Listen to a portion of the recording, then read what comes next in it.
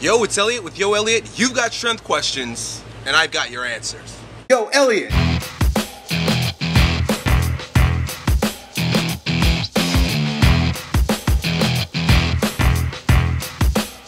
Today's question is a text question, and our friend Senator 54 asks, Yo, Elliot, my question isn't about strength as much as it is about how you got where you are right now. I'm in college right now, and I want to be doing the same thing you're doing down the road. I'm wondering what degree you majored in and anything else. Right now, I'm working towards a major in business, and I'm thinking about switching to exercise science.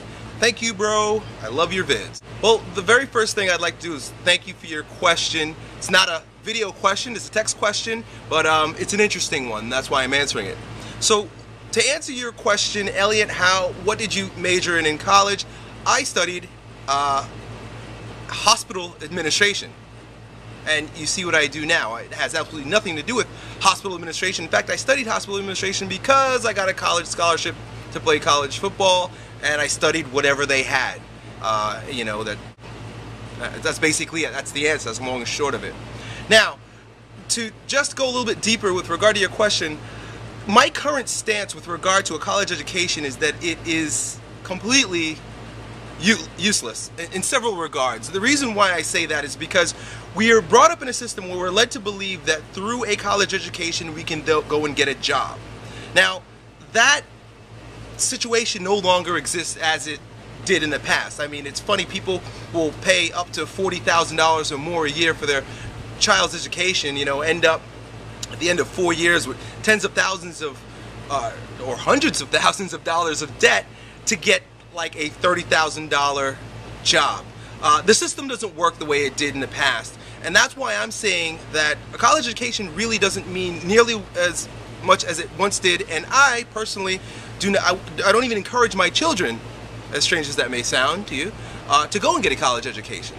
And the reason why is because I find that in my experience is way more valid than sitting down in a pod listening to someone up at the front of a classroom repeating stuff that they learned in a book.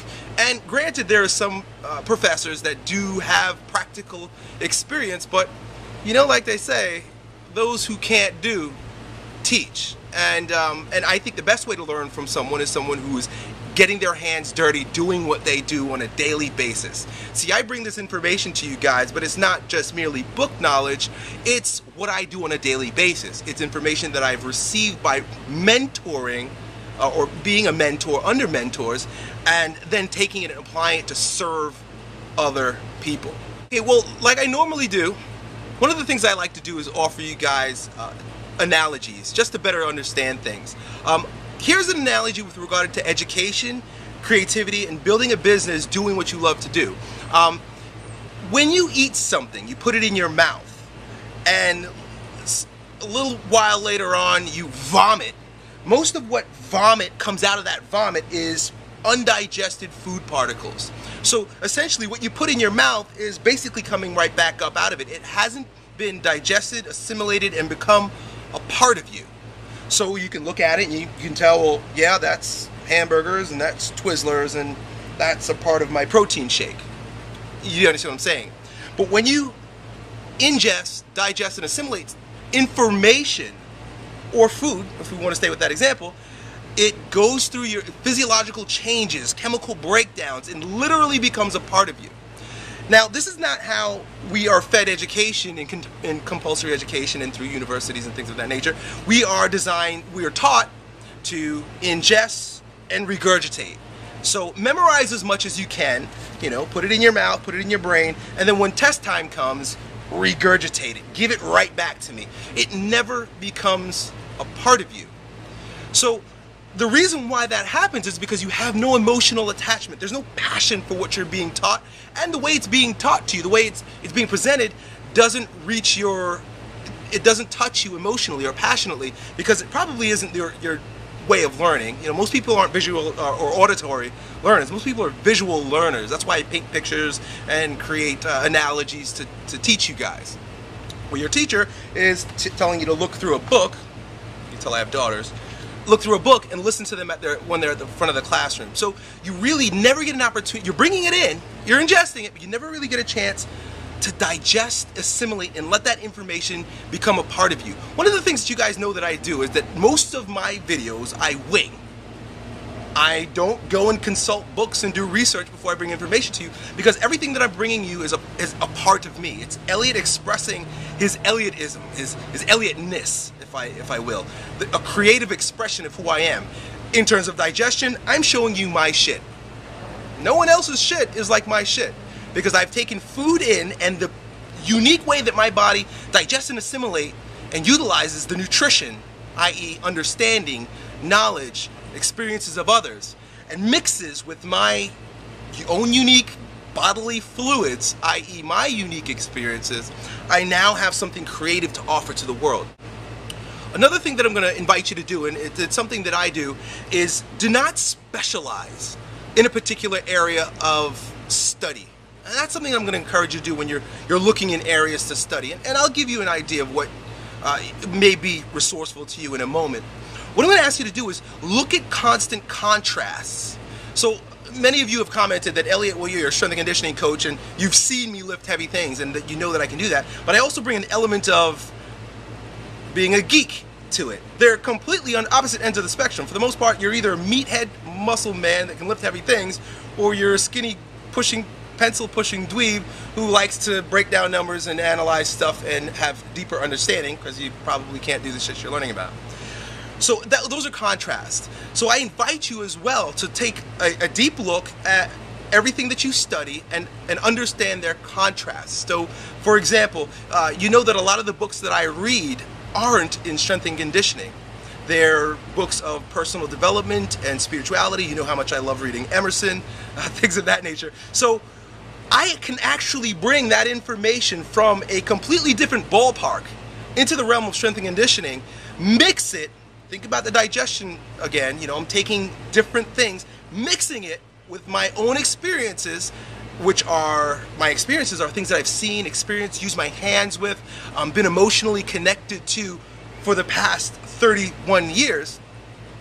And I can take all those different things, I can mix them up and bring forth a creative expression of my own. And that's what I want you to be able to do. Another thing I've heard lots of you guys say and comment about is how a lot of the other guys on the internet, a lot of the other trainers and coaches on the internet, they might put up a video once a month and it's just a regurgitation, reformatting of the same old garbage that you've heard 1,000 times. It's because they're not really learning. They're doing what they've been taught to do in school and in universities, which is to regurgitate. They take in information, something that they read on a website or a doctor told them, or read in a book perhaps, or went to a seminar, but it never built an emotional attachment to it. They're not as passionate about it as I am, if you will. So they can't really make it their own. So to be more specific with regard to you and your question and what you should study, it really doesn't matter what you study. Study what speaks to your heart, because that way you'll have an emotional attachment to what it is that you're learning. The content that you're learning won't be ingest, vomit. It will be ingest, digest, assimilate, become a part of you because you love it. So if you love business, which I love business as well, I don't love it nearly as much as I love personal development and fitness, but I love it because it gives me a platform to bring my information to people and to make a living doing it. So if that's what your purpose is, then great, study business. If your passion is in basket weaving, go for it. Full force, wholeheartedly study basket weaving. Now, I'm not going to say that you're going to go and become a basket weaver, because 2 years from now, you may really just fall in love with gardening.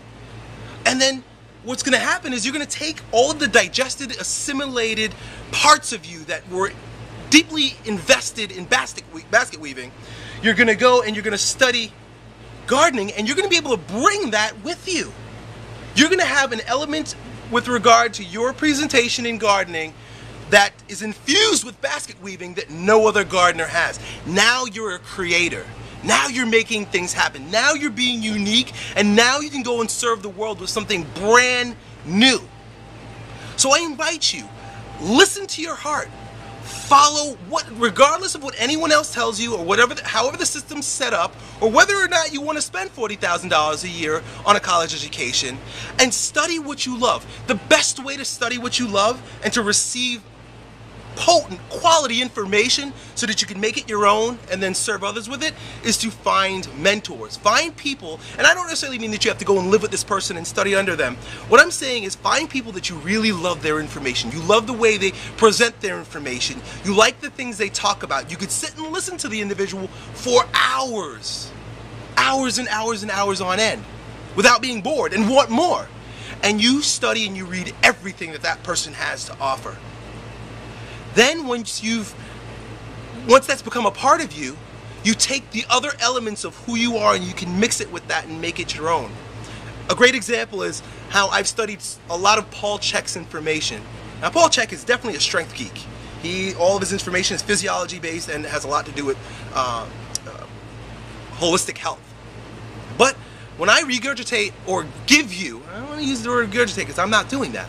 But when I offer you my expression or my piece of art or my shit that is infused with some of Paul Chek, you're also going to notice a lot of my spiritual understanding, the books that I've read with regard to spirituality, my experiences with sports, in particular football. You're going to also recognize elements of my childhood upbringing and how I dealt with attention deficit disorder and behavioral disorders and problems with that. So I'll have a lot of I do have a lot of pent-up regression and anger about these things. What you're experiencing from me is not a reserving of anything that any one particular thing that I've learned. So I guess my rant today is to offer you the invitation to go and learn and experience and be a part of as many different things from many different areas in life, no matter how contrast. If you want to know more about Christianity, I encourage you to study Islam. You want to know more about building muscle? Learn more about digestion. You know, the more superficial, the more internal. Study contrast, understand, and bring in as much as you passionately can. Don't just take information because it's there, but are you passionately attached to it? Digest, assimilate, and create your own. And when you can do that, when you've got your own expression and your own artistic